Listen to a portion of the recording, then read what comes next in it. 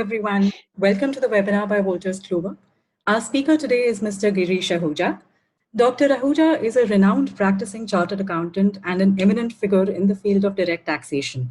He has been nominated by the Government of India as a member of Task Force for redrafting the income tax law, and he was nominated by the government with the approval of the Supreme Court to Board of Directors of Unitech Limited. Dr. Ahuja has addressed more than 3,500 seminars organized by the ICAI, ICSI, ICWAI, and Chambers of Commerce. He has authored more than 25 professional and academic titles for students of CA, CS, CWA, and other professional courses. Wolters Kluwer is an exclusive publisher for all his professional and academic titles. During this webinar, if you would like to ask Dr. Ahuja anything, please share your questions by clicking on the Q&A button right towards the bottom of the webinar window. We will address these towards the end of the webinar. And it's over to Dr. Girish Ahuja now. Good afternoon, friends, and thank you, Neha, for coordinating the program. Of course, there is another persons also from Wolters Kluwer, Kanika, Madam Sunita Karkar. Good afternoon to them also. I'm starting with Adi. Let me tell you, I have divided this into two parts. But before that, I've been told, I've just seen the list also, there are many friends from South India also. So I'll keep it only in English. I will not go for Hindi and English together, but only in English, so that they may not have any problem in understanding this. I have divided this discussion into two parts. One is the government amendment, and the another is the relaxation ordinance. What are these government amendments? Finance bill is presented at this time also. It was presented on 1st of February 2020. Now, at the time of passing of the bill, the finance minister introduces some amendments in that bill which has already been presented to the Lok Sabha. And even the MP sitting there, member of parliament sitting there, can also move amendments. And then these amendments are put to vote. And once those amendments are passed, they are incorporated in the main finance bill. And that becomes an act. Let me tell you, since there was a majority and this time it was less of discussion, it was passed. There were 40 amendments which were made, which are called as government amendments.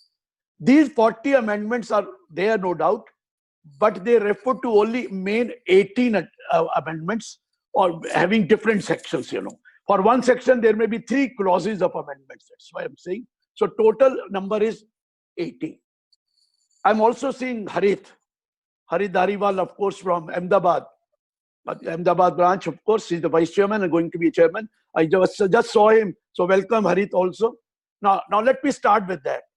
Now, what I'm trying to explain, government amendments, starting with one, very, very simple, but it's procedural, but let me tell you. Section 2, clause 15A. Now, there is a definition of chief commissioner. In the definition of chief commissioner, what happened? They had given the definition of chief commissioner means chief commissioner of income tax and principal chief commissioner of income tax. They had not included the director general of income tax and the principal director general of income tax in that definition, which now they have done it through the government amendment.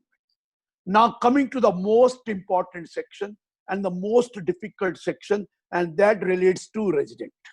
When I went to whole of India for delivering lecture on budget, that time the position was different. I had to travel abroad also. I went to Dubai and other places also, 4 or 5 places. Don't worry, I'm not COVID thing. I came back in the month of February itself. Now what I'm trying to explain, at that particular time, everyone was crying, what is this type of amendment which you have brought? This is going to put us into a lot of difficulty because there is no tax in Kuwait, there is no tax in Dubai, there is no tax in Oman or maybe in Doha. So they were also worried about it. After a lot of persuasion, of course, I met them many times. They have now amended, but the amended section also is not that easy. Let me explain what is this amendment section. There is section 6(1) talking about a residential status of an individual. Remember 6 clause 1. An individual is said to be resident in India if he has been in India for a period or periods amounting to all 182 days in the relevant previous year. If you are in India 182 days, whether you are foreigner, you are Indian, you are anyone, you are resident in India.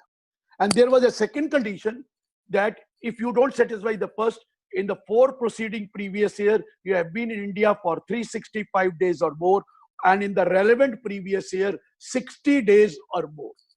That is the condition, 60 days. But some relaxation was given for citizen of India or person of Indian origin who are outside India. That relaxation in the form of explanation. That explanation has been amended. First, I'll give you the old one, and then I will extend that explanation. What was the old explanation?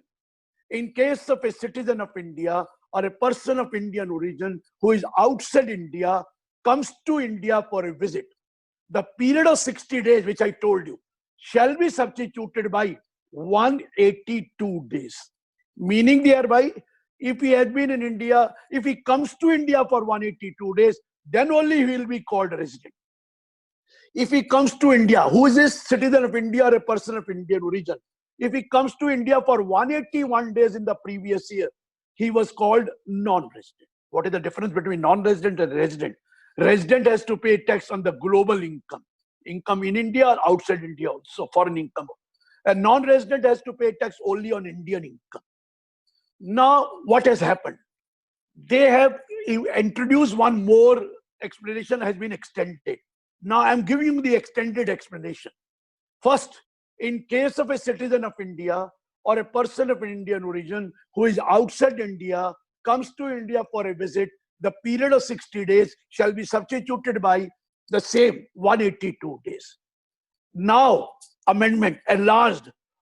And in case of a citizen of India or a person of Indian origin whose total income, excluding the income from foreign source, exceeds rupees 15 lakh, the period of 60 days shall be substituted by 120 days. Please note, 120 days, not 181 days. Meaning thereby, if you are a citizen of India or a person of Indian origin, your total income, excluding the income from foreign source, I'll tell you what is income from foreign source, exceeds 15 lakh. Then you can come and stay here only for 119 days without being called resident. The moment you are here for 120 days, you will be called a resident. Now, what is the difference? 182 days and 120 days. Those who are citizen of India or a person of Indian origin, whose total income, other than income from foreign source, does not exceed 15 lakh, then in that case, they can come to India for 181 days. But if it exceeds 15 lakh, they can come to India only for 119 days. The moment they are here for 182 days or 120 days, they will be called resident in India. Resident in India. So please, total income means Indian income plus 2 income from foreign source. Only 2 income from foreign source. One is income from a business which is outside India but is being controlled from India, or income from a profession which is outside India is set up in India. Are you getting my point, what I'm saying? Now it is 2 parts. If your total income, without including income from foreign source, income from foreign source is salary income not to be included, house property income not to be included, other income also foreign income not to be included, only 2 foreign income to be included. One is income from a business which is outside India but controlled from India, or income of a profession which is outside India is set up in India. In that case, if your income does not exceed 15 lakh, you can come to India for 181 days.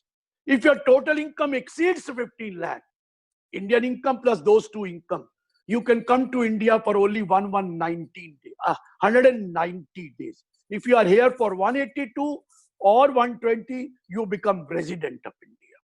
Now, my point is, this is the case where he is paying tax outside India. He is liable to pay tax outside India in foreign income. Now, what is doing? His total income is less than 15. What is included in 15? Indian income plus income from 2 foreign source, that is business, sole proprietor business. Outside India, controlled from India. You are an individual, so that's why sole proprietor business. Or you are a profession outside India, set up in India. In that case, if it does not exceed 15, you can come to India for 181 days. If it exceeds 15 lakh, you can come to India for 1119 days. The moment you are for 120, you become resident. Wait a minute. Yeah, no, I give you an example. Harish Salve. Harish Salve is practicing in India, but he also represents in foreign country. And he is doing this practice in foreign country also. Now, if the Harish Salve has total income in India, just an example, more than 15 lakh, he may be having worth crores of rupees income, but let's say more than 15 lakh, then he can come to India only for 1119 days. If it is less than 15 lakh, he could come to India for 181 days. But his income is already more than 15 lakh, obviously. So he can come to India only 1190 days if he wants to be a non-resident. But if he wants to be, otherwise 120 days he comes, he becomes a resident. Next point. Now, second point. I'll again come back to this again. Now, second point. There is section 6(1)(a) inserted in the section, this section only. Try to understand. Here also I will use the word 15 lakh, but don't we focus on 15 lakh. Focus on the other things. What is that? In case of a citizen of India whose total income, who's outside India and whose total income exceeds 15 lakh, total income without taking income from foreign source, he shall be deemed to be a resident in India if he is not liable to pay tax in the foreign country or foreign territory by reason of his domicile or residence or criteria of similar nature. Let me tell you what was earlier and what is now.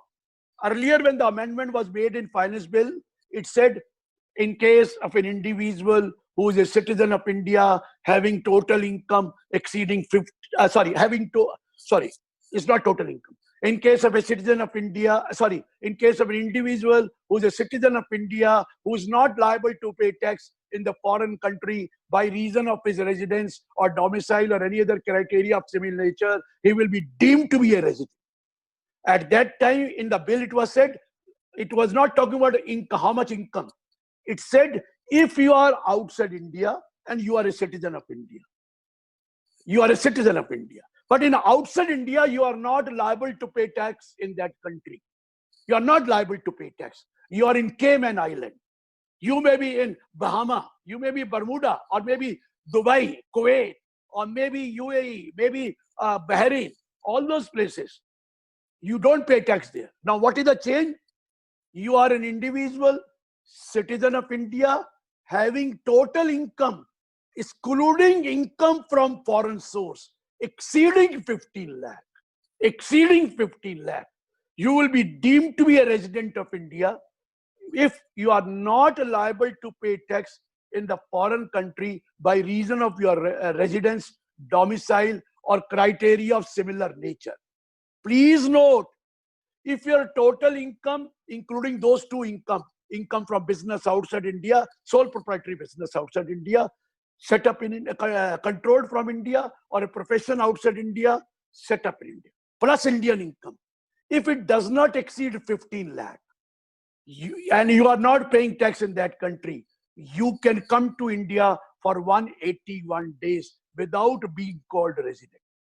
But if your total income exceeds 15 lakh and you are not liable to pay tax in the foreign country, then in that case, you will be treated as deemed resident. Please note, deemed resident of India. Even if you don't come to India for 1 day, you come to India for 5 days, 10 days, 100 days, 120, we are not bothered. Even if you don't come to India, but if you are a citizen of India having total income other than income from foreign source exceeding 15 lakhs, and in that foreign country, you are not liable to pay tax by reason of your residence, domicile, or criteria of similar nature, we will call you deemed resident. What will happen? Now let us come to the next point. Please try to understand. The resident of India or even deemed resident can be of two types. Deemed resident cannot be, but resident of India can be of two types. One is called resident and ordinarily resident. Resident but not ordinary resident. What is the difference between the two? A resident of India has to pay tax on the global income. Entire income. Oh, yes, whatever tax he has paid in foreign country, he may get credit here, but he pays tax on the global income. Whereas not ordinary resident of India has to pay tax on Indian income plus two more income. That is income from a business which is outside India but controlled from India, or income from a profession which is outside India but set up in India. The not ordinary resident does not pay tax on foreign salary, foreign house property income, foreign capital gain, or anything. Only two. That is not ordinary resident. Earlier, there were two cases of not ordinary resident. Two cases, which was given in section 6.6. Number one was, you must be non-resident in 9 out of 10 previous year, immediately preceding the previous year. You are a resident, but non-resident in 9 out of 10 previous years, immediately preceding the relevant previous year. If you satisfy this condition, then you are not ordinary resident. Or in the 7 preceding previous year, immediately preceding the previous year, you were in India for not more than 729 days. If you are not there in 7 preceding year, 729 days, you are called not ordinary resident. These are there. But now, two more added for not ordinary resident. Number one, take the case of 6.1a. You are an individual citizen of India having total income other than foreign source outside India, other than foreign source exceeding 15 lakh. And you are not liable to pay tax in that foreign country. In that case, I have told you, you are deemed resident, but you will be called resident but not ordinary resident. You will not be called ordinary resident, resident but not ordinary resident. If your total income exceeds 15 lakh, other than the income from foreign source, but including two income of the foreign source, that is income from a business which is controlled from India, or income of profession which is set up in India, if it exceeds 50 lakh, including the Indian income, then in that case, you are deemed resident. But it has already been said that this deemed resident will be called as not ordinarily resident. The not ordinary resident means you don't have to pay tax on the foreign income. You only have to pay tax on that foreign income which is from a business which is controlled from India, or a profession set up in India. Indian income to everybody pays. Even non-resident also pay on Indian income. This is third added. Fourth added. I told you, you are liable to pay tax in the foreign country. You are living there. You can come to India if your total income exceeds 15 lakh, 19 days. If you come here for 20 days, 120 days on, you are resident. But wait what they have said. That you are paying tax in a foreign country. You are a citizen of India. You make a visit to India. You want to stay here for 120 days or more, you can come. You stay here for 120 days or more, but up to 181 days. 120, if you are 119 days, non-resident. But if you want to come for 120 days to 181 days, and you are paying tax in foreign country, in that case also, you will be called resident but not ordinary. That case also you will be called. Here, that 15 lakh, there are two things. One, 15 lakh exceeding, you don't pay tax in foreign country. You are deemed resident, and deemed resident is not ordinary resident. Second case, you are paying tax outside India. You want to come to India, want to stay for 120 days to 181 days. Then you will also be called not ordinary resident. All not ordinary resident are supposed to pay tax on Indian income, but also two types of foreign income. That is income of the sole proprietor who has a business outside India, but it is controlled from India. Or income of a professional who is earning outside India, but profession is set up in India. If it exceeds 15 lakh. If you come to India for 119 days, we will say non-resident. If you come to India for more than 190 days, but up to 181 days, we'll call you not ordinary resident. Difference between not a non-resident and not ordinary resident is only one.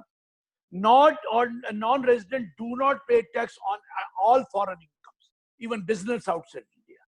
But a not ordinary resident pays tax on Indian income plus income from a business which is outside India, controlled from India, income of a profession which is outside India, set up in India. And non-resident only pay tax on Indian income. So this was a very lengthy discussion. I can't help it. I have tried to make it as simple as I can. This is section 6.1, 6.1a, 6.6. Next change. Try to understand next change. I told you when I was delivering lecture, and you must have, those who have not heard my lecture, they must have read the finance bill. I told you at that time that charitable trusts are covered under two sections. One is called section 1023C. Another is they get registration under 12AA and get exemption under 11 and 12. Remember? And their 1023s are mostly educational institution, university, what you call colleges, school, hospital, medical institutions. 11, 12, any charitable institution or religious institution. Now, what has happened? I told you at that time, if you are registered under 12AA or you are approved under 1023C, you will have to apply for fresh registration by 31st of August 2020. 2020, 31st August, make a fresh application. It will be on a simplified form. No questions will be asked. You will be given a unique ID. This was suggested by me, saying that there are many charitable trusts who are registered or approved, but they do not have a certificate of registration or approval because they might have got registered in 40 years back, 30 years back, 20 years back. The registration certificate is not available. Kindly allow them to apply fresh. So everyone will have to apply. Whether you are on 1023C or 12AA, you are registered or approved, please apply. Everyone will apply by 31st August. And secondly, you cannot take now approval and registration simultaneously. You will either take approval under 1023C or under 12AA. Both will not be given to you. And once the unique ID is allotted to you, let me tell you that registration or approval will be for a period of 5 years. Earlier, the registration or approval was permanent. Now it is going to be for 5 years, and you will have to apply for renewal at least 6 months prior to the expiry of 5. That is already told. What is the change? Now you have to opt for either 1023C, colleges, university, educational institution, school, or medical institution, hospital. They had two alternatives, either 1023C or 12AA. They have to choose one out of the two. But what was the problem in 1023C? Corpus donation was not exempt under 1023C. If there was a voluntary contribution with a specific direction that it will form part of the corpus of the trust, it was exempt under 11.1D. 11.1D is only when you are registered under 12AA. It was not exempt under 1023C. Now, please note, with effect from 1/4/20, now this financial year started, corpus donation shall also be exempt if you are covered under section 1023C. This is a bonanza, they have got it. Earlier, they had to apply 85% of the corpus donation also. But now, they have inserted an explanation under proviso 3 to section 1023C, stating that corpus donation will now be exempt in the hands of these charitable institutions which are covered under 1023C. This is the one. There is some corresponding amendment due to that, because a charitable trust can donate to another charitable trust out of the current income. We have the law, but they cannot donate for corpus. A charitable trust cannot donate for corpus. Either way, whether you are 1023C or 12AA. So law has been consequently amended that 1023C man cannot donate to 12AA or 1023C, or 12AA register cannot donate for corpus of 1023C or 12AA. So meaning thereby, corpus donation, if you have a trust makes a corpus donation, another trust, it is not going to be application of income for the donor. Next point. This I have explained to you in detail. Next point, 1023FE. I appreciated Prime Minister Modi for taking a very bold step. We wanted a lot of money in India. This was not this was before this problem. We wanted a lot of money in India. A section 1023FE was inserted, stating that Abu Dhabi Investment Authority, there is an investment authority called Abu Dhabi Investment Authority, can invest in India, or sovereign wealth fund. All foreign countries have sovereign wealth fund. We also have. We invest other places. They invest in India. Sovereign wealth fund. We told them, look here, Abu Dhabi Investment Authority or sovereign wealth fund, come and invest in India. If you give us debt, loan, we will give you exemption of interest. If you give us equity, we'll give you exemption of dividend as well as exemption of capital gain, provided certain conditions are satisfied. This benefit was given to two kinds of institutions. One was Abu Dhabi Investment Authority and second was Sovereign Wealth Fund. Now, what is the amendment? There is third category also added. Pension fund of the foreign country. Lot of foreign countries have pension fund and they are investing outside their country because they want to earn more money. Their income is exempt in foreign country. If there is a pension fund of the foreign country whose income is exempt in foreign country, we have told them, you also come and invest in India. You also come and invest in India. We'll give you exemption if certain conditions are satisfied. This is number one. Because now extension is to pension fund. Another amendment. Earlier it was told either give us debt or give us equity. Now equity has been converted into two parts. Give us share capital or you invest in units. Earlier only it was equity. Now you can invest in share capital in India or units in India.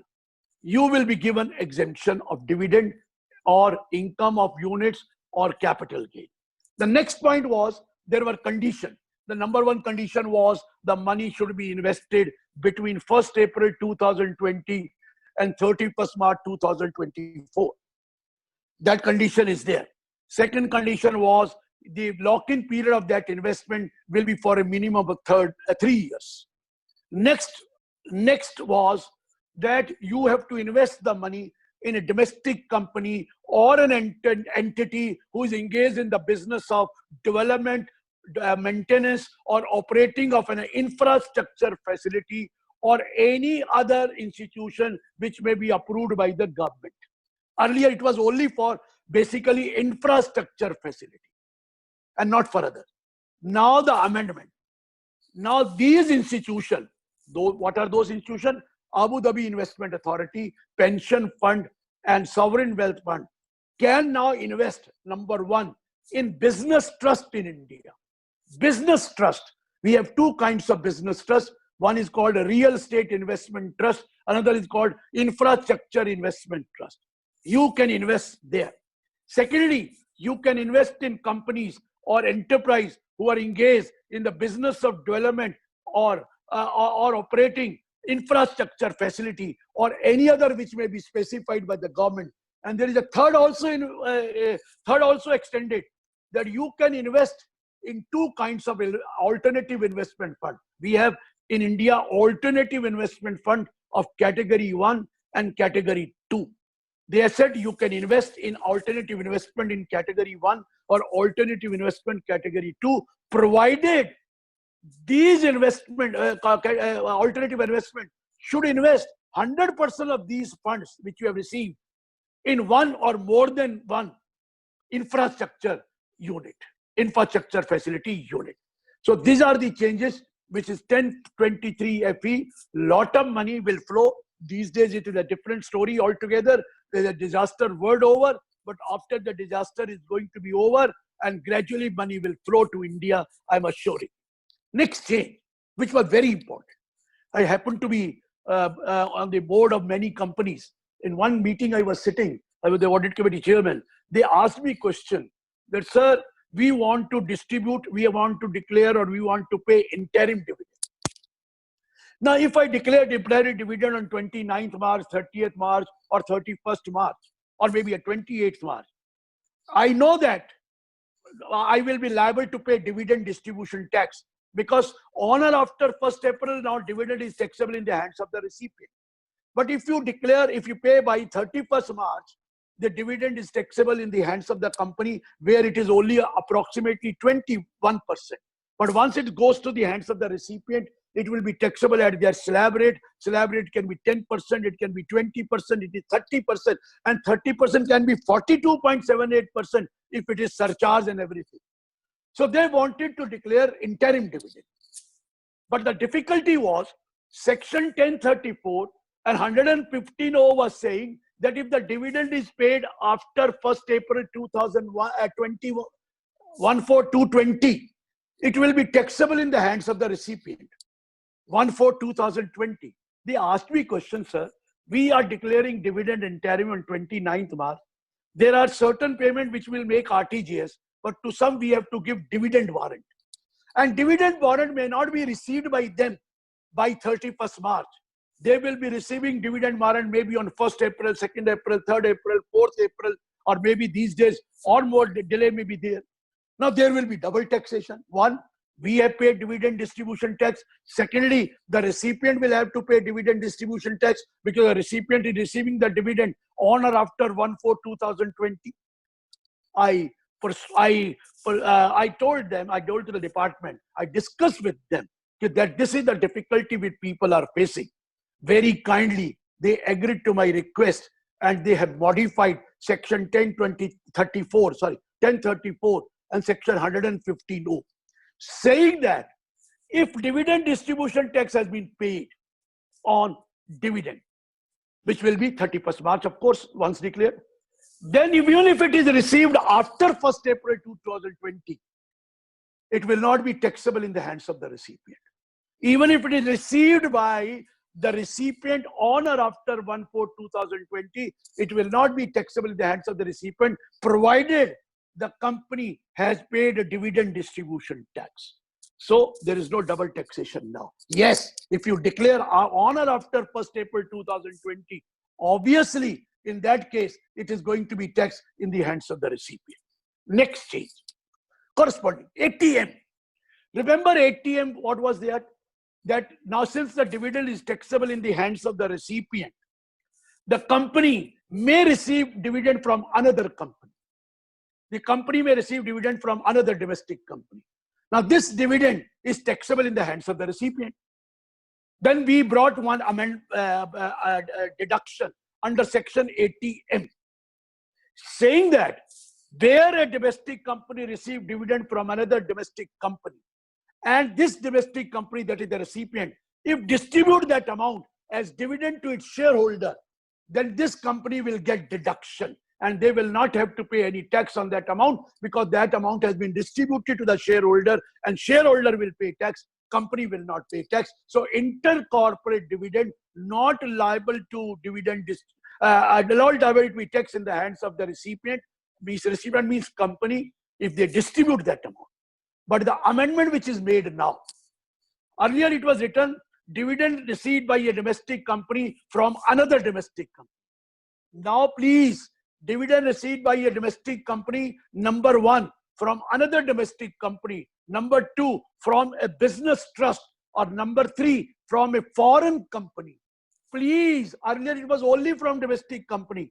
Now, if the domestic company received dividend from foreign company, if the domestic company received dividend for business trust, if the domestic company received dividend from another foreign company, if they distribute that amount which they have received to their shareholder, the company will not be liable to pay tax any on this amount, whichever distributed, because the shareholder will pay tax.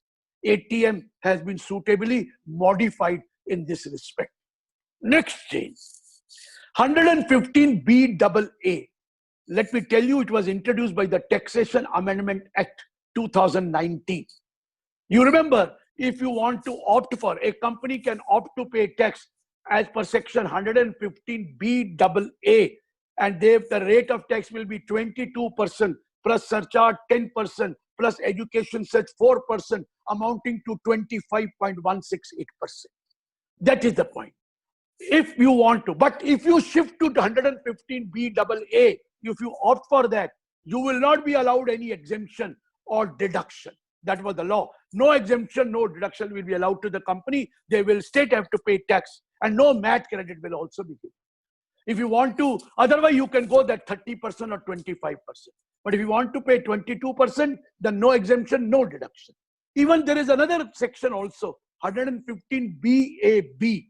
If you have a company which is incorporated on or after 1st of October 2019, and you start manufacturing or production by following certain conditions or generate electricity, your tax rate was 15% instead of even 22%.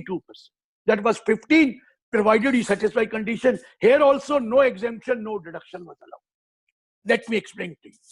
In the finance bill, when it was presented on 1st February, they said they made an amendment because this is applicable for assessment year 2021, previous year 1920, which is already over. They made an amendment. They said, and that finance bill original, they said that these companies will not be allowed any deduction under Chapter 6A. That means complete Chapter 6A, even 80G, 80GGB, 80IA, 80IB, 80IC. When it was introduced, they said they will not be allowed any deduction under 80IA onwards, but they will be allowed deduction of 80G, 80GGB, etc. But when the bill was introduced, they said nothing doing, they will not be allowed even 80G, etc. But now due to this disaster, now what they have done, applicability of this section for 80G shifted to next year, 1st April 2021, meaning thereby the companies who want to pay tax at 22% or 15% can make a donation and get deduction under 80G, which was withdrawn. But you have been told that if you donate, 31st March was the last date, but wait, that has been extended. You could get deduction under 80G, which was omitted, but it reintroduced for 1 year. That is previous year 1920, 80G deduction will be allowed to the company who wants to pay at 22 or who wants to pay tax at 15%. So that is a secondary issue. 31st March has been extended to 30th June by the ordinance. I will tell you that later. I'll tell you, because if you donate by 30th June, you will get deduction by 31st March and you will be given this benefit even if you are paying tax at 22% or you are paying tax at 15%. Earlier, from next year, if you make a donation, it is not going to be allowed. But this extension is only for past year. Wait a minute, I'll tell you that. Coming to next section, 115BAC. Remember, old scheme, new scheme. If you want to go to old scheme, you can continue. If you want to go to new scheme, you have to opt for it. What was the new scheme? The new scheme was on first 2,50,000 of income, total income, whether you are a citizen or you are, a senior citizen or less than 60, doesn't make any difference. First 2,50,000, tax rate nil. Next 2,50,000, 5%. Next 2,50,000, 10%. Next 2,50,000, 15%. Next 2,50,000, 20%. Next 2,50,000, 25%. Balance 30%. Remember, this was the law which was brought. But you were not allowed any exemption or deduction, which I told you. But I told you, you can change this option every year. You want to go to new scheme, opt for it. You want to come back to the old scheme, opt for it. This was allowed only for all assessee, individual assessee, other than who is carrying on business. For businesses, it was allowed only once. Once you decide to go there, for subsequent year also new scheme. Otherwise, remain in the old scheme. But for all other assessee, it was Every year you could change. I mentioned at that particular point of time, and I don't know whether Ahmedabad has put it on a what you call it, YouTube or wherever they have put. They have heard my speech. I said it is written as only when you have an income from business, the option to be exercised only once. The word profession is not there. So I told everybody, if you are a professional, you are allowed to opt every year. Now, after hearing my speech, they have now amended it. Now they are saying that if an individual is carrying on a business or profession, in that case, you will be allowed to exercise this option only once. You decide when do you want to. Next year, today, this year, next year, 2 years after, you are allowed to do only once. One concession is given. You can come back only once, but that's all. But in the case of all other assessee, other than having income or business or profession, you could change the option from new to old or old to new anytime, every year you like. Every year you could change the option before the due date of return. Now, please, for all others, every year you can change. But you are having income, you are having income from business or a profession, you can change only once. Now, profession is also included. This is the change which they have done. Next change, 194J. Remember, there was an amendment in 194J saying that TDS on technical services other than professional services shall be 2% instead of 10%. You know that on technical royalty fee for technical service, it is 10%. But they changed it. They said TDS on technical services other than professional services shall be 2% instead of 10%. Now, what is the amendment? This remains the second amendment. What happened? The definition of a royalty they have changed. The definition of royalty, which is given under section 916 explanation, they have changed the definition of a royalty, saying that if there is a royalty in the nature of consideration for sale or distribution or exhibition of cinematography film, it will be now treated as royalty. Earlier, it was not treated as royalty. Now, sale of cinematography film, exhibition of cinematography film, distribution of cinematography film will be treated as a royalty. Now, if a distributor sells that film, number one, if the distributor gives to distributor, if the producer gives to the distributor that film, or if the producer or the distributor gives it for exhibition to the theaters, now TDS is to be deducted. What is the rate of TDS?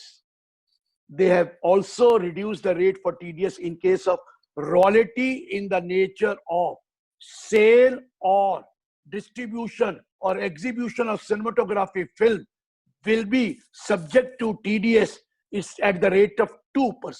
Although royalty is 10, but here is 2. So there are two cases where it is 2%. One, fee for technical services other than professional services. Two, royalty in the nature of consideration of the sale or distribution or execution of cinematographic film. In both the cases, rate of TDS will be 2%. In all the cases, it will be 10%. Now, next thing.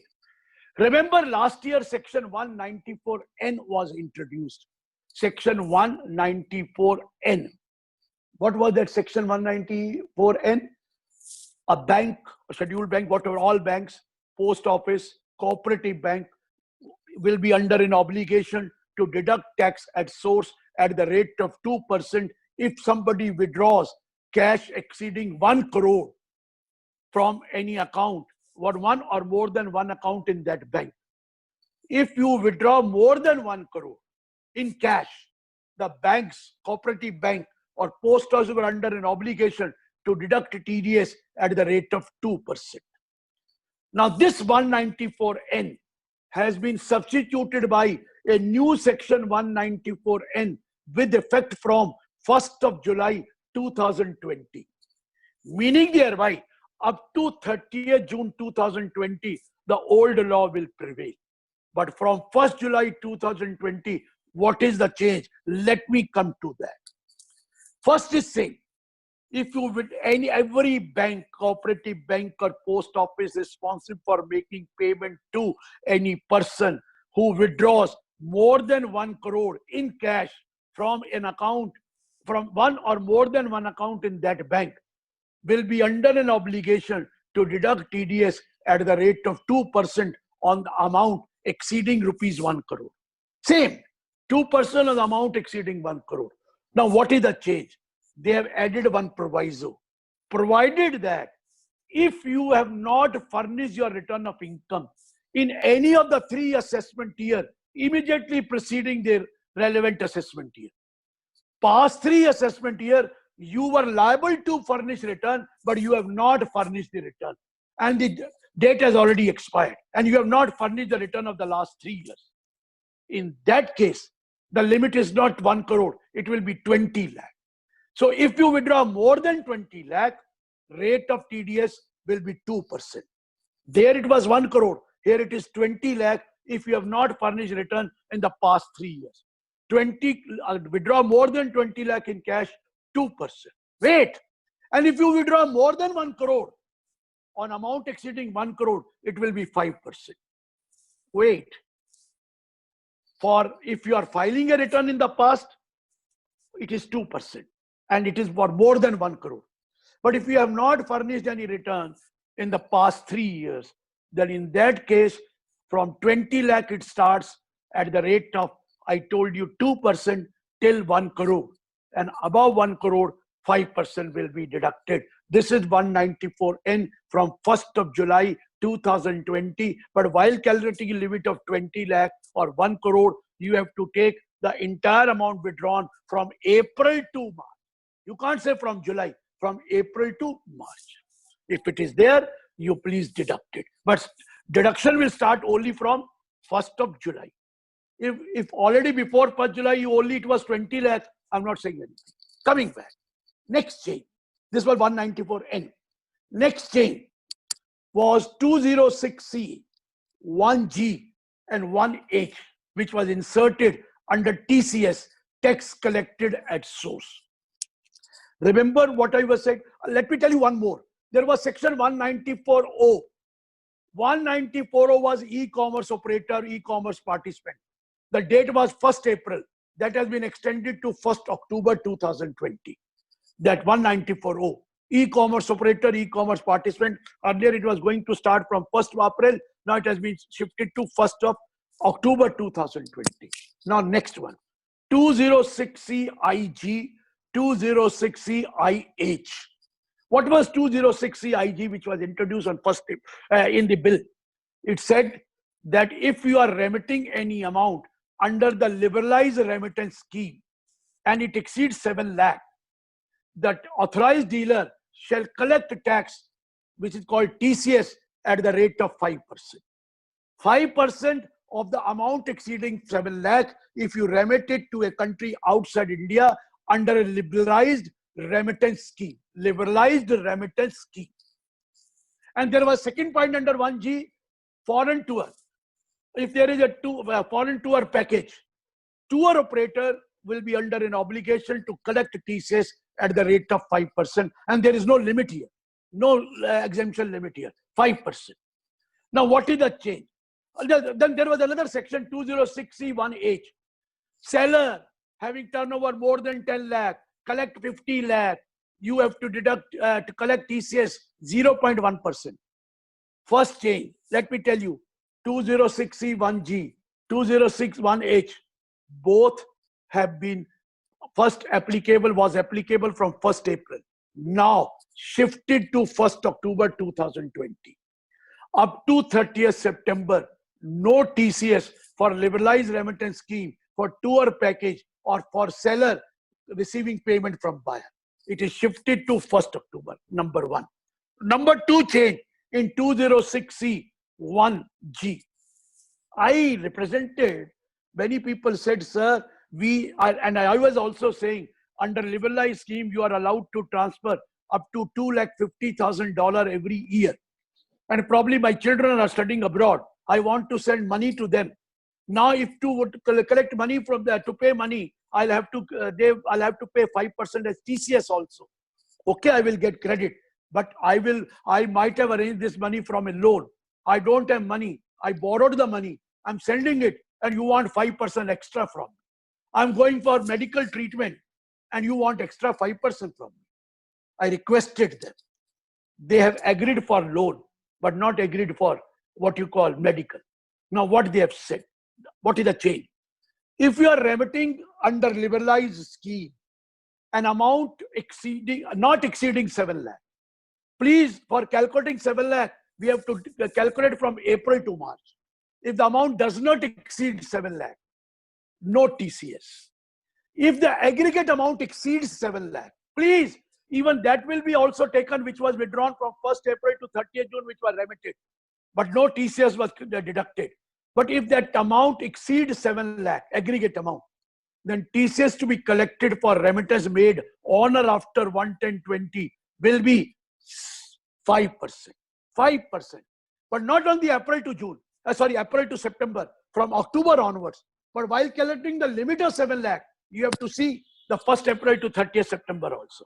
If it crosses that, any amount which is remitted after 1st October, 5% TCS. But what is the concession? If you have borrowed money from recognized financial institution for education of your children or your own education, don't worry. The rate of TCS will not be 5%. It will be only 0.5%. That is 0.5%. Only 0.5%, not 5%. Condition is you have borrowed money from financial institution which are covered under 80E, and you are remitting more than 7 lakh for education. In that case, the TCS to be collected by the authorized dealer will be 0.5% and not 5%. No change in foreign package. The only change in foreign package is from 1st of April to 30th September you go. Nobody will go now. Nobody will dare to go to foreign country these days. But if you go, no TCS. But if you start going after 1st October and you are going as a foreign package tour operator will collect TCS at the rate of 5%, no limit in that. This is 206E1. And second, 206E1H. Kya tha 1H? 1H was if your turnover the preceding previous year exceeded 10 crore and you are going to receive any amount exceeding 50 lakh from a buyer, you were supposed to collect TCS at the rate of 0.1% of an amount exceeding 50 lakh. Remember, first change shifted to 1st October. Second change, seller has to collect 0.1% above 50 lakh. That 50 lakh will include April to September also. But you will collect only after 1st October amount exceeding 50 lakh. How much? 0.5%. For all goods other than number 1, goods for export. When you are selling goods for export, no TCS. Or goods on which TCS has already been deducted, like timber, like tobacco product, that is already deducted. In that case, no, TCS is not. But in all the other case, you have to collect 0.1%. Seller, buyer, only changes on import, nothing doing. Or import of goods is not there. So seller, sale domestic goods. Buyer, buying domestic goods. Then it is more than 50 lakh, the seller will collect TCS at the rate of 0.1% on amount exceeding 50 lakhs. This is the change which has happened, and these are the amendments which have been brought by the government amendment. Now I'm coming to the second part. You know, the disaster, and due to the disaster, government wanted to give some relaxation. Now, if you want to change any law, you have to move via amendment bill. But the parliament is not sitting. How can you move an amendment bill when the parliament is not there? So for that, what is done is you bring ordinance. An ordinance is brought by the government. This ordinance will have to be passed by the parliament whenever they sit within its 6 weeks. Within 6 weeks of their next sitting, they have to pass this ordinance. If it is passed, this ordinance is valid. Now, sometimes what happens is, the ordinance as it is passed. Sometimes you don't put the ordinance in there, you put a bill there. Ordinance converted into bill, and they get it passed. Please, an ordinance has been brought. But these ordinance, what is the name of this ordinance? Taxation and other law, bracket, relaxation of certain provisions. Ordinance 2020. Ordinance 2020. अब ध्यान से सुनिए, please listen to it carefully. What I'm trying to say, it starts with that if there is any due date prescribed or specified or notified under a specified act. I'm concentrating on specified act.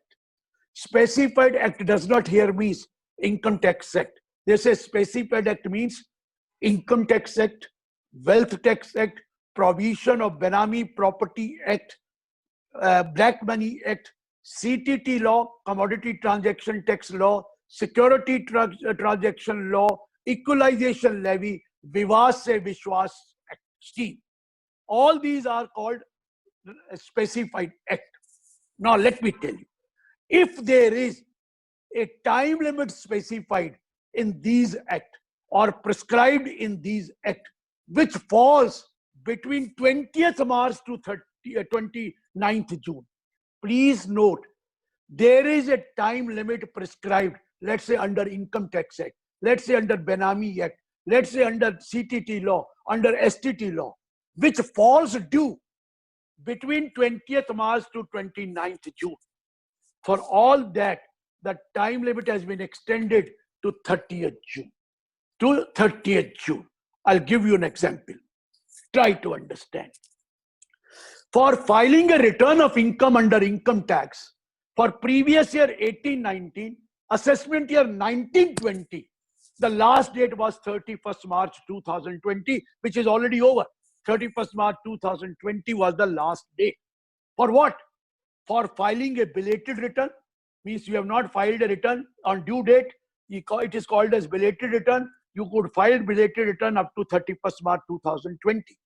Or you have filed a return, but there was some omission or a wrongful statement in that return and you wanted to revise it. That last date for revision was also 31st March 2020. The last date was also 31st March 2020.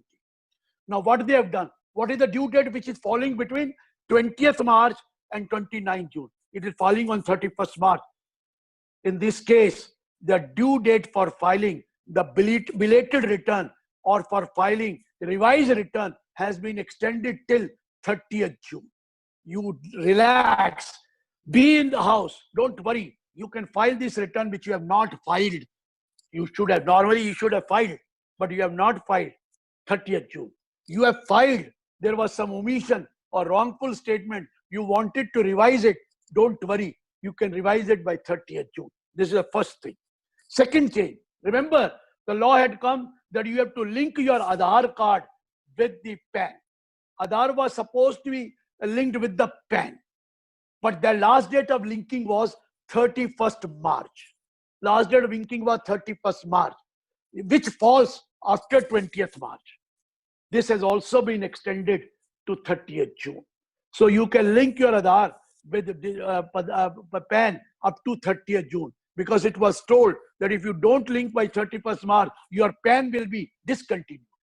Now it will not be discontinued. You can link it up to 30th June. Next change, remember, very important, and chartered accountants are after this telling your clients to pay money under Vivad se Vishwas Tak, a wonderful scheme which has come. The last date of making payment was 31st March. You remember that. Now this falls after 20th March. This last date has also been extended to 30th June. 30th June. Remember earlier up to 31st March, you had to pay 100% tax, 50% penalty if there is no tax or interest, etc. Or if it is such case, 125%. But if you want to pay after 31st March, 10% extra from 100 to 110, 50, 55, 125, 135, 25, 35. It was already there. But wait, Now, if you deposit up to 30th June, no extra. But you can even deposit after 30th June from 1st July onwards. But date will be prescribed up to which date? You will have to pay 10% extra. Please, Vivad se Vishwas scheme. If it is falling, if you have to make the payment which was supposed to be made up to 31st March, now you can make it up to 30th June without any 10% extra. But you can pay after 30th June also by making 10% extra payment. But the due date in that case will be 1st July and most probably it will be 30th September. So far not given, but most probably 30th September. This is Vivad se Vishwas. Now listen to me carefully. You know, there are certain due date for filing of any notice or notification or application or so many things. Not only under Income Tax Act, under Income Tax, Wealth Tax, or I told you Black Money Act, Prohibition Act, Black Money Act, Benami Property Act, CTT law, STT law, or even I told you Equalization Levy or Vivad se Vishwas.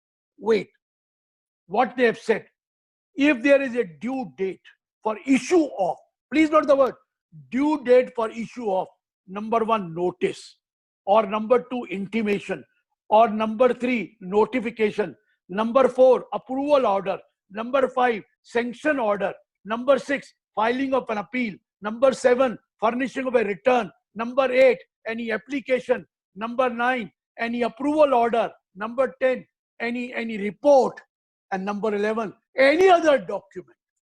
If the due date of these things was under various act falling between 20th March and 29th June, this due date has been extended to 30th June. What for due date? Due date under Income Tax, under Wealth Tax, under Benami law, under Black Money law, under CTT, under STT. For what? Due date for filing, for issue of notice, issue of any intimation, issue of any what you call, I said notification, issue of any approval order, issue of any sanction order, filing an appeal, furnishing of a return. I told you, any application, any approval order, I told you, I'm telling you anything, any report or any other document, it has been extended to 30th June.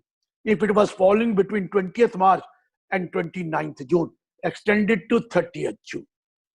Wait, second point. If there is a, now from department side, I'm telling you, there are certain there's procedures, some proceedings which are yet to be completed. And its due date is falling between 20th March and 29th June. Proceedings to be completed by the department, which was due between 20th March to 30th June. Or any order was to be passed by the department between 20th March to 29th June. This has also been extended to 30th June. This has also been extended to 30th June. Third, any other compliance which the taxpayer has to do. You got any notice, you got any order of appeal, and you wanted to file an appeal. All that you've been told, it is up to 30th June. If it was falling between 20th March to 29th June. Next thing, please try to understand. We have section 54 under capital gain. You sell a residential house and you buy another residential house within 2 years from the date of transfer, or within 3 years you construct a residential house, you are given exemption of capital gain. Now, please note, if your due date for purchase, which was 2 years, is falling between 20th March and 29th June, due date for purchase of a house, yet that due date is 2 years from the date of transfer. But if that due date is filing between 20th March and 29th June, or if you are going for construction, if your 3-year period is falling between 20th March, is expiring between 20th March and 29th June, it will be extended to 30th June. Similarly, 54B, sell an agricultural land, buy another agricultural land within a period of 2 years from the date of transfer. If the 2-year period is expiring between 20th March to 29th June, it has also been extended to 30th June. Similarly, let's say 54EC, you sell any land and building, there is a capital gain. You can invest at 50 lakh rupees within a period of 6 months. in this, in bond, Rural Electrification Corporation bond or National Highway Authority bond. You know that. Now this 6 months period, if it is expiring between 20th March to 29th June, kindly it can be, now it is extended till 30th June. So this is not for only these section, 54 section, 54B section, 54D section, 54EC section, 54F section, 54G, 54GA, 54GB. For all these sections, limit has been extended till 30th June for deposit. Next change. Now remember, if you wanted to claim 80C, like PPF deposit or life insurance or national savings certificate, all, you were supposed to deposit the money by 31st March. And 31st March is already over. Previous year, 1920, you want deduction of 1,50,000. You were supposed to deposit by 31st March. But 31st March is already over. Wait. All deduction under 80C to 80GC, which was only on payment basis, the period has been extended from 31st March to 30th June. Wait a minute. You want to claim deduction, you are an individual HUF, you want to claim a deduction of 1,50,000 under 80C, okay. PPF or any other, you can now deposit up to 30th June. This will be treated as a deduction of previous year 1920. You can deposit till 30th June, it will be treated as 1920. Somebody asked me, PPF you can deposit maximum 1,50,000 in a year. Now this year, if I deposit two, one for last year, one for current year, they will not accept. No, don't worry. But deposit separately. The first deposit you make, 1,50,000 maximum. Of course, if you have already deposited some amount earlier, maximum 150. You take the deduction and deposit by 30th June, you will get a deduction 80C in the previous year 1920 only. Next, 80CCC, contribution to pension fund. Many notices, nothing is mentioned, but I am telling you, 80CCC also extended till 30th June. 80CCD, that pension scheme, sorry, that is trust, that is pension trust. Your pension scheme you contribute for pension trust. In that case also, 150 is a separate and 50,000 is additional deduction under 80CCD. That has also been extended for what? For what you call 30th June. 80D, Mediclaim, health insurance, that also extended to 30th June. And a senior citizen, instead of doing that, could spend that money in the same year. That also been extended to 30th June. Next one, 80E, you have borrowed money for education. And the interest was payable during what you call due date is after 20th March. You will get deduction. You can pay up to 30th June. Now 80G, donation. Donation to certain institutions or fund, which is allowed 100% or 50%, can be made till 30th June, and you will be given deduction in previous year 1920 as if you have made that donation up to 31st March. Please, those companies who are going for 22% or 15%, they will also be given this deduction of donation if they deposit by 30th June and claim the deduction in the previous year, 1920. From next year, it is not allowed, but 1920, it is allowed for those companies. So if I have not made any donation, I can make donation up to 30th June. I'll get deduction in previous year, 1920. I'm not talking about a Prime Minister Care Fund. I'll take it separately. Prime Minister National Relief Fund, Chief Minister Relief Fund, everything. That has been extended 100% or 50%. Now, Prime Minister Care Fund has also been introduced. Now, please note, I can donate to Prime Minister Care Fund. Whatever donation I made between April to June, I can claim that deduction in the previous year 1920. Previous year 1920, assessment year 2021, I'll be given deduction 100% of the amount donated. Please note 100% of the amount donated, and there is no ceiling of 10% also. Whatever you donate to Prime Minister Care Fund, you will be getting 100% deduction. given donation after 31st March up to 30th June, eligible for deduction before 31st March. Prime Minister Care Fund. Please note 100% deduction will be allowed. You can claim last year. But remember, even CSR fund, you can donate to Prime Minister Care Fund. There is another circular which has come. Let me explain that also. Under Prime Minister Care Fund, what really happens is employees are contributing. Now, if the employee are contributing, they will have to contribute separately. If suppose the contribution is collected by the employer and given in consolidated amount to the Prime Minister Care Fund, how will they get deduction of 80G? Now, the circular has come 9th April that you can give that money to, or the what you call, employer can donate on your behalf if you permit it. Employer can donate, and that you will be getting deduction because he will, while collecting the TDS from salary, he will give you the benefit of this deduction of 80G. Now, employee can individually donate, or employee can donate through the employer as consolidated amount. That can also be allowed as deduction to the employee. They will be given a benefit under form number 16. This is also a circular which has come. Next change. Please note next change. Now, if there is any tax to be paid or any levy to be paid, tax or levy under which law?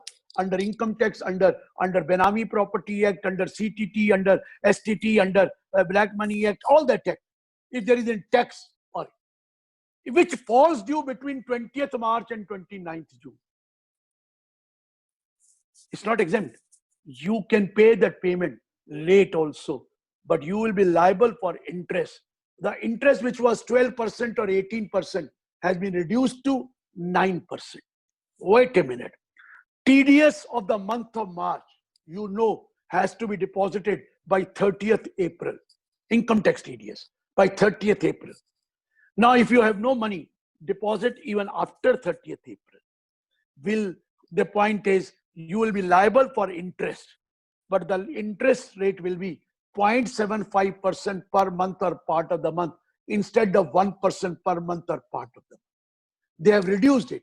If after deducting, you don't deposit, the TDS rate was 1.5%. This also been reduced to 0.75%. So a concession, March TDS, which was supposed to be deducted 30th April, you can deposit late by 30th June, but pay 9% or 0.75% interest. For the month of April, which was supposed to be deposited by 7th May, April wala 7th May, deposit by 30th June, but interest will be payable at 0.75%. If you deposit after 30th June, then the normal rate. Then for the month of May, supposed to be deposited by 7th June, pay by 30th June, will charge interest only 0.75%, not 1% or 1.5%. But if it is after 30th June, the normal rate of 1%, 1.5%, 12% or 18% will be applicable. This is for any tax under any act or any levy under equalization levy. If you are depositing late, the rate of, no exemption, the rate of interest reduced from 18% to 9%. Rate of interest from 1 or 1.5% reduced to 0.75%. Next change. Please note, many people were supposed, they go for lower rate certificate from the assessing officer. You apply under 197 section and form number 13 for obtaining a certificate for the tax to be deducted at lower rate or at nil rate. Even for 195 payment to non-resident outside India, you have to deduct, you can apply for lower rate. Even under 206C1, you can apply for lower rate. Normally, the application is made before 31st March, which is already over. For current year 2021, they made it from 1 year before the commencement of the year because you want that lower rate from 1st April. Now, you have made an application, but you have not been granted certificate. Don't worry. If the application is pending, don't worry. Whatever certificate of the past you have, previous year certificate will be valid till 30th June, or disposal of your application, whichever is earlier. So nothing to worry, the old certificate will continue. Second point, you had a certificate last year, but this year you have not been able to apply yet. You have not been able to apply yet. Don't worry. Don't worry. Last year's certificate will be valid. You continue till 30th June or till the situation improves. You can, the last year can continue with that certificate. Third case, you never had a certificate last year and you have not applied for current year. Don't worry, a simplified scheme will come. It will come. Next case, you have to make payment to non-resident outside India. You don't have a certificate yet, deduct 10% without surcharge. You can do it. Next change, 15G or 15H form, which was supposed to be given on 1st April to the banks, etc., for no deduction of tax or source as per section 197A, 15G and 15H. That has also been extended till 30th June. So these are the changes. I want now some more changes. Let me give you for changes in GST also, some important changes in GST. Either it is not my subject, but some important changes. If your turnover of the preceding year is less than 5 crore, Form GSTR 3B, you were supposed to file every 20th of March. Don't worry. You can file for the February and March. February and March, what was due on 20th March and 20th April, till 20th June, 29th June. And for April, till 30th June. GSTR 3B, you will not have to pay any interest or late fee or anything if the turnover is less than 5 crore. If the turnover is more than 5 crore, wait. You have to file GSTR 3B, no doubt. But if you deposit late, after 20th, you know that you are liable for interest. They have not given exemption. You will be liable for interest, but the rate of interest shall be 9% per annum instead of 18% per annum. But still wait. It was due on 20th March. 15 days extension will be allowed. Means from 20th March up to 4th April, if you had deposited, no interest. But if you deposit after 4th April, interest will be 9% per annum. For the month of April, which was supposed to be done by month of March, by 20th April, if you do it by 4th of May, 5th of May, no problem. But if you do after that, 9% interest. But please, this has to be deposited by 24th June. 24th June. It's not that. If you deposit after 24th June, interest rate will be 18%. Deposit for February, March, 15 days grace allowed. After 15 days, 9% per annum, but deposit till 24th June. If you don't deposit by 24th June, then in that case, you will be liable to pay interest at 18%, otherwise 9%. Now, composition scheme people. Those who are supposed to opt for composition scheme, the date has been extended from 1st April to 30th June. And for composition scheme, they are also supposed to file quarterly return of 3B. That also been extended till 30th June. No tax, no interest, no late fee, nothing. Next point, if you have generated an e-way bill and you have not been able to make supply, it will be valid till 30th April. Next point, that if there is any notice, any order, any document, any statement, any filing of return or anything is to be filed under the GST, which was due between 20th March to 29th June or end of June, that has also been extended to last month of June. Ye bhi kar diya. And last one, that legacy scheme, dispute resolution scheme, which was supposed to, you had to pay by 31st March, you can pay up to 30th June. So it is all over, which I wanted to speak to you. I'm handing over this to Neha to coordinate with you, to ask questions, whatever questions you have in your mind. So Neha, please take over. Thank you, sir. This was really informative. We have a lot of questions with us now. I would like to ask if you would like to go through them yourself and maybe answer. Let them ask directly. They must be raising their hand, but digitally hand. Let them ask directly. Sir, actually, a lot of them have put their questions on the Q&A panel that we have. If you notice, Then you put a question and then I'll answer. Sure. So I will quickly ask some questions and you can then go ahead and answer. I will take just about a minute, sir. I'll take a minute, but I'm not able to see you. At least somebody should come in front of me so that I should know somebody's talking to me.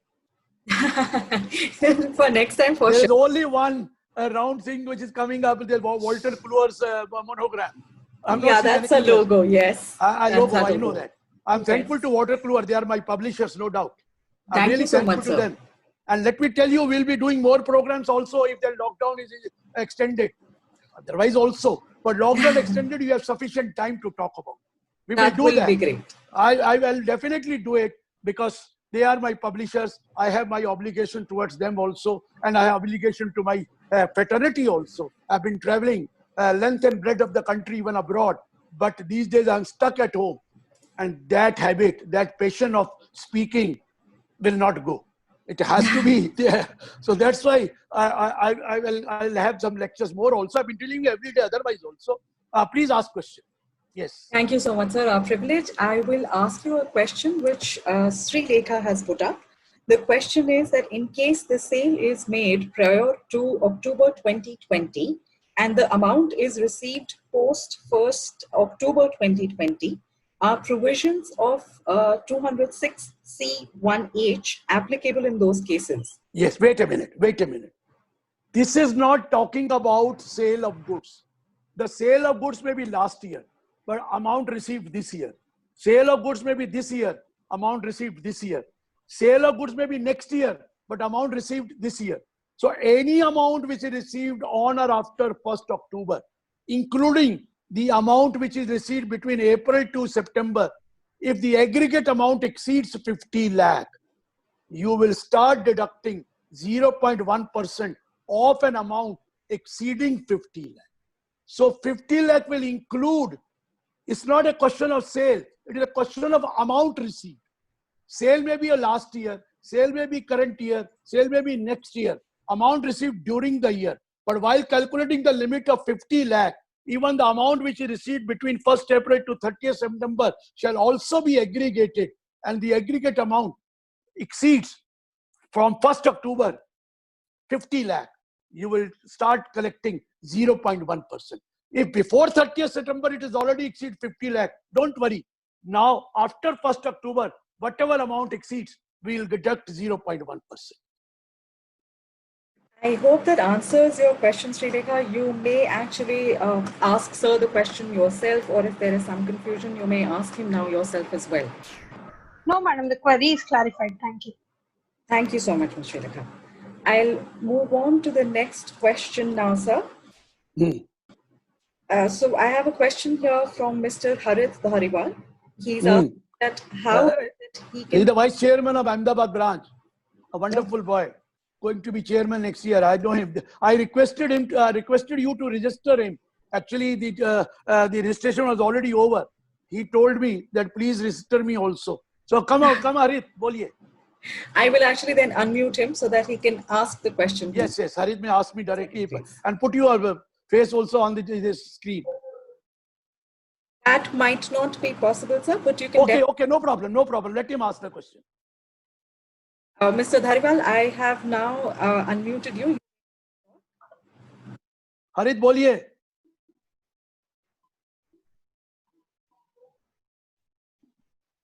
We have him with us. Harith, are you there? Unmute नहीं करा होगा उसने, उसको बोलो unmute कर. He must be doing. I can't see him anymore in the webinar. Maybe... Okay, if you have a question already given to you, you can repeat. I will tell others that may be for benefit of others. Actually, I will then move on to somebody else's question, sir. Okay. This is Ms. Priya Bhansali, who has asked that under 200... Is she from Coimbatore? I am not sure, sir. Because she is a chartered accountant from Coimbatore, if I am not wrong. Okay, tell me. So her question is that under 206H TDS on sale, it talks of receipt of consideration. Does it also include receipts of sale proceeds of sale made in financial year 2019-20? Already answered. That last year sale, amount received this year. Current year sale, amount received this year. Advance received, but sale will be made next year. All including 50 lakh. Already answered, but again repeated it. So Yes, next one. This is Priya from Coimbatore only. Okay, I told you now, I have recognized you. Thank you so much, sir. Welcome. There was another question. I think she missed the first question. The cash limits, how will the bank know that I have filed returns or not? Very good question. About 20 lakh you have filed a return. Every bank will ask you to give a copy of the return filed in the past 3 years. They will not, otherwise they will deduct from 20 lakh onwards. Yeah, the bank will ask, the post office will ask the gentleman concerned, please give me copy of your return or acknowledgement of your return. Otherwise, I will start deducting after 20 lakh. So the SSCs will have to give the copies of their copy of return. What is the guarantee that you have filed a return those 3 years or not? Exactly. Yeah. Thank you, sir. Thank you very much. I will now move on to the next question. This is from Mr. Jignesh Kumar Parekh, who has asked that if donation of all items covered under Section 80G are extended for companies opting concessional rate of 22%. I told you that if you only are 22 or 15%, special case, you wanted to do it. First, they've done it up to 31st March. Now this 31st March has been extended to 30th June. So company who want to donate to Prime Minister Care Fund or any other fund can claim deduction while making a donation up to 30th June. They can claim deduction in 1920. They cannot take in the previous year 2021 because that is not allowed. That is allowed up to 31st March 2020. But if they have done their donation up to 30th June, they can get the deduction in the previous year 1920 only. Because 2021 it will not be allowed.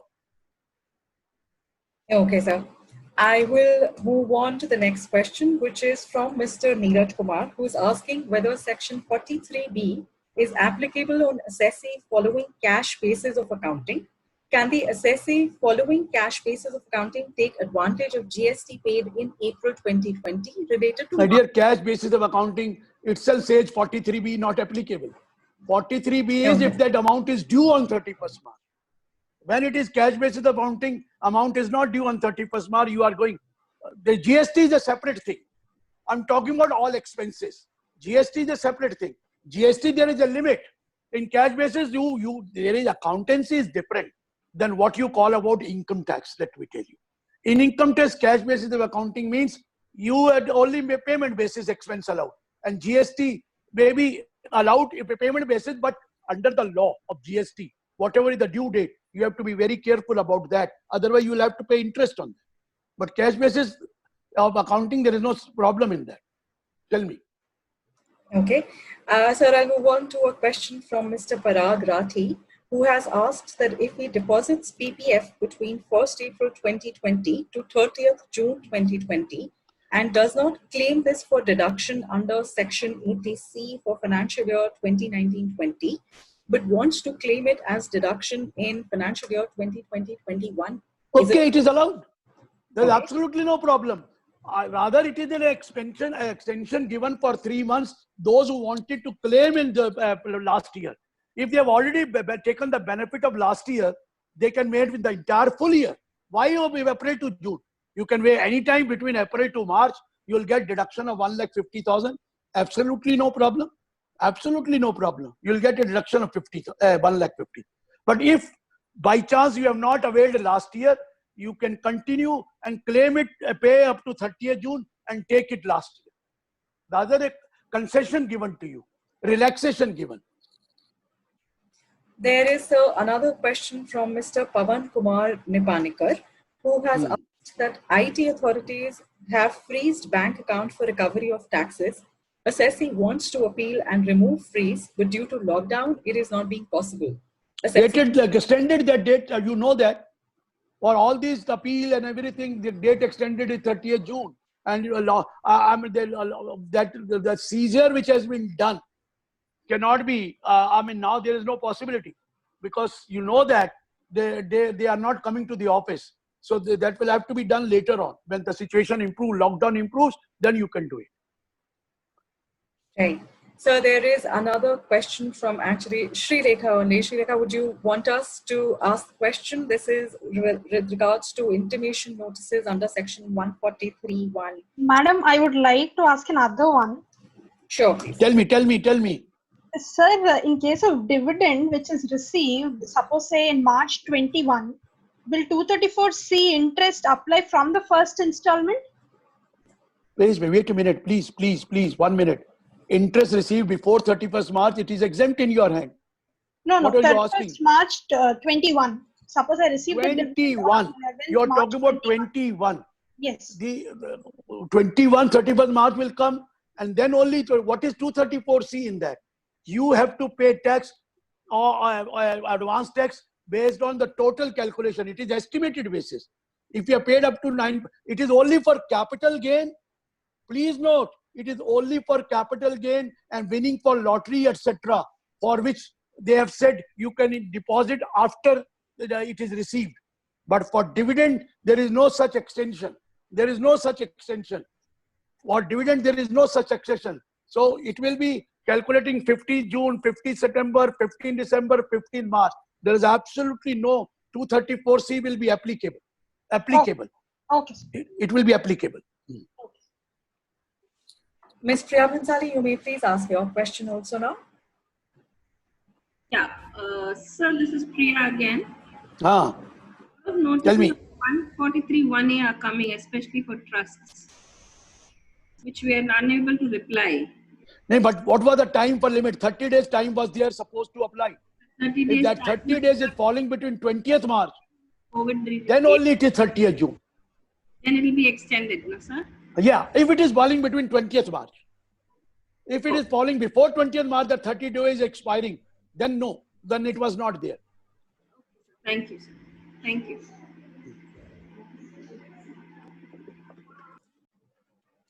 Any other? I'd like to move on to the next question, which is from Mr. Parag Rathi, who has asked that will the amendments to Section 6 affect adversely to the seafarers? To seafarers, absolutely no change. For them, there is an explanation A, not explanation B. What was that explanation? That he is a member of a crew of an Indian ship and sails along with the ship. The period of 60 days will be substituted by 182 days. There is no change there. Seafarer can live in India for 181 days without being called a resident. The moment you are here for 182 days, whether you are seafarer or anybody else, you are a resident. Any foreigner also is a resident. There is no question of that seafarer you are talking about. The citizen of India not liable to pay tax if they are falling under 6(1)A. Then if your income under India is more than 15 lakh, then if there is a business outside India or a profession outside India which is set up in India, then only the problem. You are not doing professional activity, you are not doing business activity, you are only an employee. So even if you have not to pay tax anywhere in the world, please note the Section 6(1)A is not applicable with you, because in that case, you have to pay tax on Indian income, and Indian income was otherwise taxable for resident or non-resident also. You don't have a foreign income of a business which is controlled from India or a profession which is set up in India. So don't worry. So we have one question by Mr. Nitin Goyal, who is asking that TCS is generally collected by supplier by charging it on invoice. Then in respect of invoices already generated up to 30th September 2020, but payment received after 30th September 2020, then won't there be... Okay, you have come to know from 1st April 2020, agreed. Now you have to collect on an amount exceeding 75 lakh. Exceeding 75 lakh. And what is there to deduct? 0.1% only amount. And that too, the buyer will get the credit. So when you receive the money from him and he doesn't pay extra 0.5%, you credit him only with 99.99%. and give 0.1% to the TCS authorities, and he will get the credit for that. We have Mr. Dhariwal here with us now. Mr. Dhariwal, you can please ask your question. Yes. Sir, good evening. Good evening. Good evening.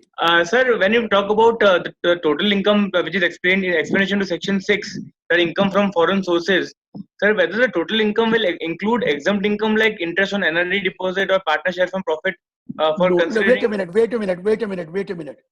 Total income is always taxable income.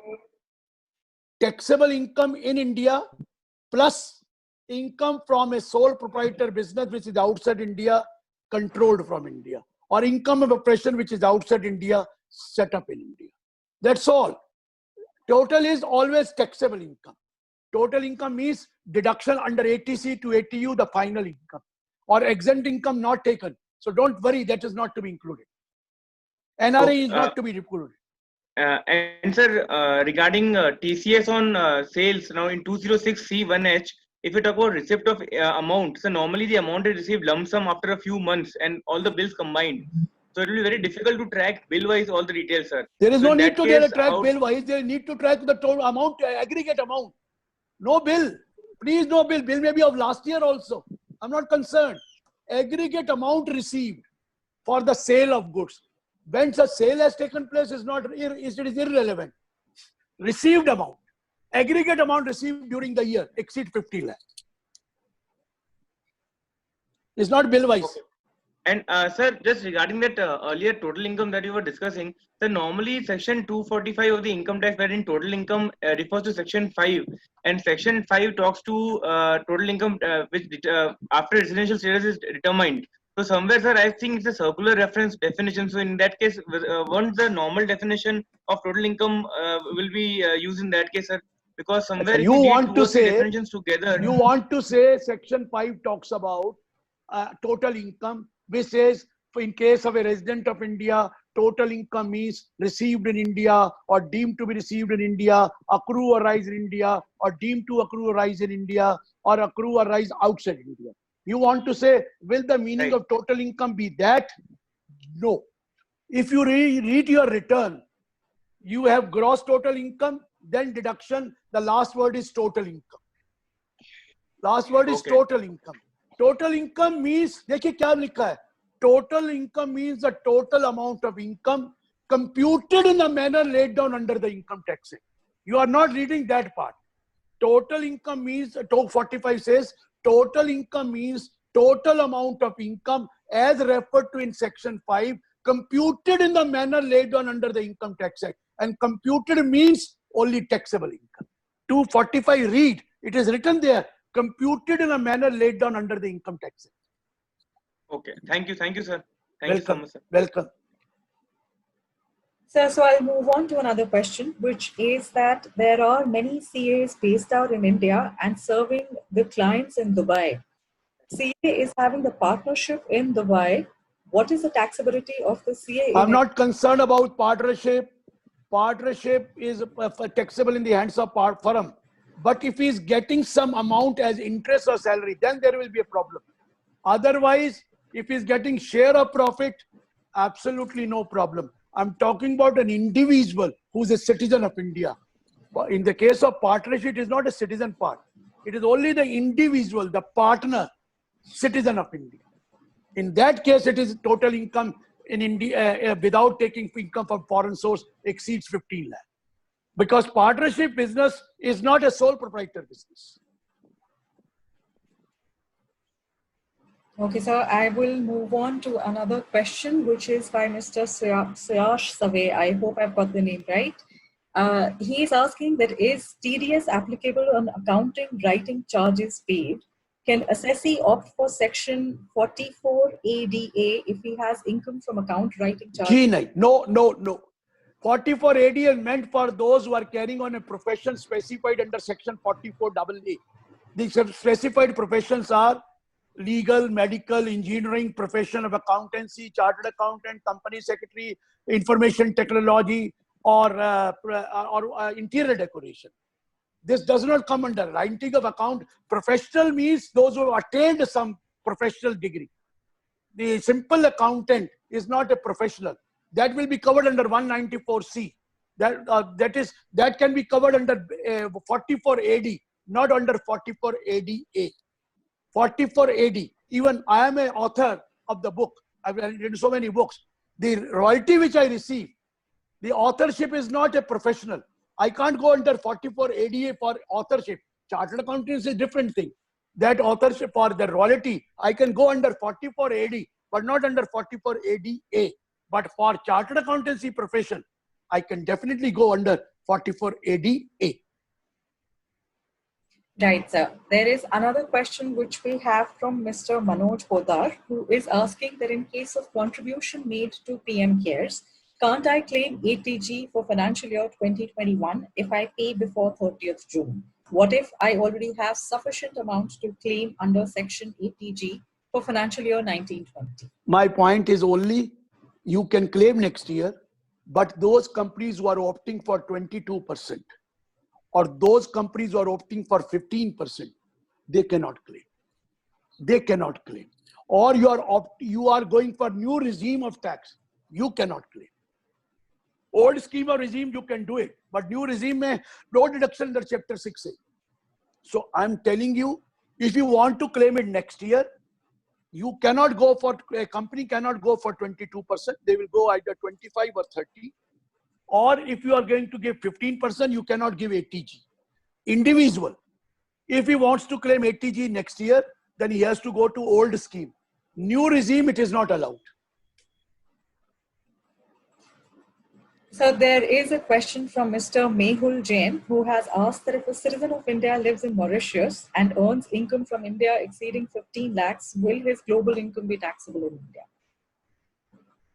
I said, if he's having more than 15 lakh, he will be deemed a resident. And if the deemed resident means only for two foreign income will be taxable, that is income from a business, sole proprietor business, which is outside India, but controlled from India. And second is income from a profession which is outside India, set up in India. Other foreign income, he does not have to pay tax. Other foreign income, he does not have to pay tax. Mr. Mehul Jain, if you would like to ask something else with regards to this? No, that's all. Thank you. Thank you so much.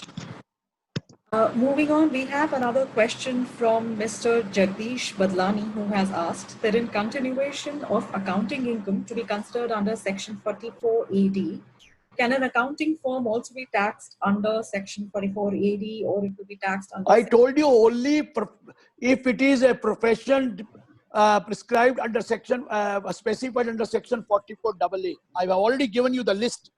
Legal, medical, engineering, architecture, profession of accountancy, company secretary, film artist, authorized representative, interior decoration, information technology. They can go under 44 ADA. The rest can go under 44 AD. Right, sir. And we have a question by Mr. Syed Jafar, who has asked that what are the technical services referred to in section 194J? All technical services other than professional. If you are an engineer, it is a professional service. In that case, 10%. But if you are not an engineer, there is an annual maintenance of, let's say, computers, and you are providing technical services for maintenance of computer. Earlier, there was always a dispute whether it falls under 194C or it is a technical service, it will fall under 194J.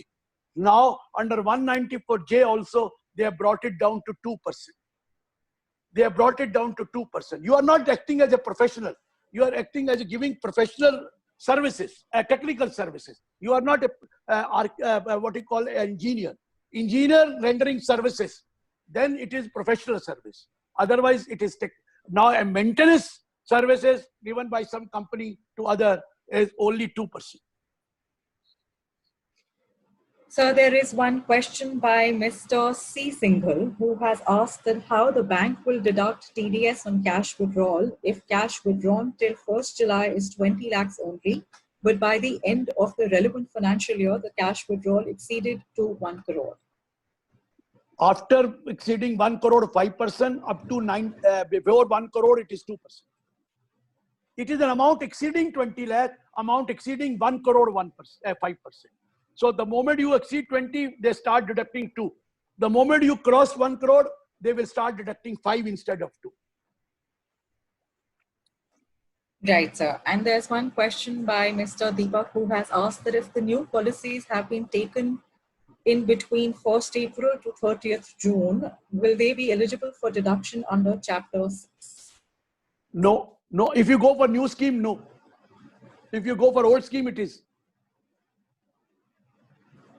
Okay, sir. And there is one question by Mr. Raghavendra Vakare who has asked that whether validity of lower deduction certificate issued under Section 197, whose validity was 31st March 20, is extended till 30th June, or disposal of your application, whichever is earlier. Once it is disposed of, you get a certificate. If it is not disposed of till 30th June, the old certificate will be valid.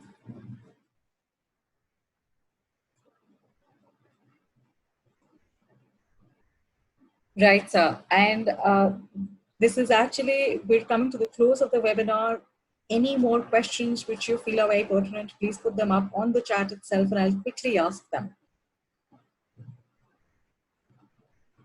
I'll wait for everybody to put in a question in the chat window now and I will address them.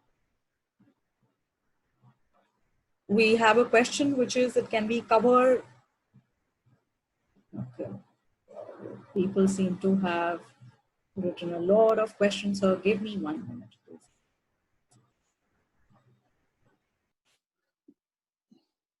Most of them have my number, telephone number. They can ask me directly also, don't worry.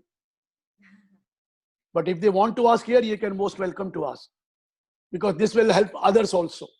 Right. So there's one question, which is that, is there any compulsory need to mention TCS amount in the invoice itself, or can it be charged through the debit note also? Anything. But you have to deposit a particular amount, that is all. You can charge separately also the debit note also. Right. I will quickly ask you the other question as well. This is regarding, there is a typo, regarding Section 6 amendment. Indian income 15 lakhs is gross income or taxable income? If one taxable income, total income is always taxable income, gross total income minus all deduction under ATC to ATU, and after set off of losses and everything. The question goes on to that if one earns rent from property in Delhi 20 lakhs and pays interest on borrowed capital 6 lakhs and has no other income, will he be treated as NROR or NRI? What about exempt income like share of profit from partnership firm? He's easier outside India. In India, if it is there, the rent, you know that rent is taxable after taking a standard deduction of 30% and interest deduction. I don't know, the question is not very clear. He has to repeat the question or he has to modify the question. Right, so I hope the person who asked the question has heard this and will revise the question and share it again. I will then unmute the person so that he can ask the question directly. Moving on, sir, there is one which is for Section 115A5, will non-resident shareholders claiming treaty benefit, whereby dividend is taxable at a rate lower than 20%, be required to file tax returns to claim the refund if tax is withheld at the higher rate of 20%. What will... No, let me tell you, let me explain you one thing. Right. If you have to take a benefit of treaty, that benefit will be taken while filing the return. The benefit cannot be taken, or then you have to take a 15CA, 15CB. Then only you can do it, that you can take a lower rate. Otherwise, the rate under 115A is 20%. Yes, treaty, it may bring down to 10% or maybe even 5%. But in that case, you know that treaty benefit is taken in the return. Treaty benefit cannot be taken otherwise. But if you have to transfer, in the case of non-resident, there is a difference. 15CA, CB, if that is furnished, then the rate can be less than 20 also. So we have a question from Ms. Kanika Suri, who has asked that if investments made for PPF now will be considered in 2019 or 2020. Will be considered? In 2019 or 2020. It is up to you. If you have not claimed in 1920, you can claim in 1920. If you've already claimed in 1920, you claim in 2021. Right, sir. There is a question. Provided if you are individual, you don't go for new scheme. Go for old scheme. Kanika, I hope that's answered your question. If we have already made the investment in 2019, and if I made the investment again this April to June, in this time, if I make, then I wanted to ask, will it be considered in 2020-21, or will it again be considered in 2019? Ma'am, anything which is given after 1st April, choice is you that it is up to 31st March next year. We have extended for the previous year only if you want it. Only if you want. Otherwise, so it is for April to March next year. But I told you, if you are an individual, mind it. If you go for new scheme, you will not be given benefit of ATC. You will have to remain in the old scheme. Then only you will get the benefit of ATC. Okay, thank you. So the next question is from Mr. Pankaj Jain, who has asked that will Section 8 override provisions to Section 1034? Section? Will Section 8 override provision to Section 1034? I think the question is not clear. 1034, so I know dividend received. Now, what does he want? Which section overrides? Section 8. I think you'll have to rephrase the question, but I will also... No, it has to rephrase. There is no Section 8 on this slide. No. Mr. Would you like to ask the question yourself? We have you there, Mr. Pankaj Jain. Which Section 8 you are talking about? I don't think we have him there anymore. I'll move on to the next question quickly because we're just 6 minutes away from closing the webinar now. This is from Mr. Anuj Damani. He's asking that if an individual opts for Section 115 BAC to be taxed at new regime, then will such individual be able to claim deduction under Section 80G for accounting year 2020? No, for previous year he will get. For next year he will not get. No deduction whatsoever in the next year. If you are going for new regime, Chapter 6A not allowed. Right, sir. I think now this will be the last question for today, which is from Mr. Santosh Chavalkar, who has asked that if amount received against sales exceeds rupees 50 lakh in month of May 2020, then when TCS to be done? So if received rupees 5 crore... Whatever amount received after 1st October, on that it will be collected. All right, sir. That was actually a short and sweet answer. I think I'll take one more question then. Give me just 1 second.